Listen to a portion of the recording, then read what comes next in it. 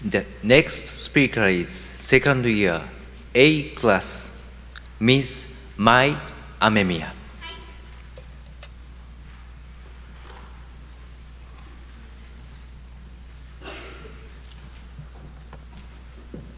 The speech title is Appreciating Differences.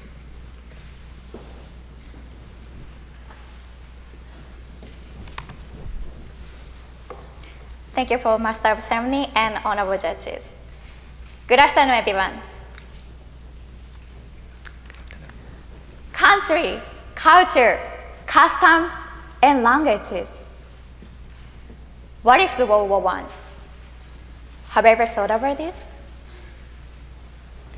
Ladies and gentlemen, please imagine that the world is united one country, one culture, and one language. Would the world be better than it is now, or would it be boring? We'd be losing something if we lost our differences. When I was little, I started to learn that the world was very different from Japan through TV show, music, and my English conversation class. Most young Japanese people started learning English as a compulsory education class as a second language for the first time. Didn't you ever wonder why you learn English? At the time, I didn't know about other countries, and I might have thought I could live using only Japanese. But when I saw things on TV, I saw those other countries were located very, very far away. Before I went to Canada last year, I couldn't even imagine what it would be like, but I went there to study abroad for 1 year. When I was little, I thought it was very far from Japan. However, I was surprised that it takes only 9 hours flight there. I don't know how to feel in this situation, but I felt it was much closer than expected. After I got to Canada, I was surprised. There were many things from Japan as a child. Could you imagine? Cars, foods, electronic appliances, many more Japanese things spread throughout the world. I never realized how much other countries were interested in Japan. So it turns out not that many differences which are visible. So, are there any differences in ourselves? If so, let's focus on the language. When I went to Thailand for a trip this summer, just as I thought, there are almost no differences from what I could see on the surface. But I couldn't understand what they said because they spoke Thai, obviously.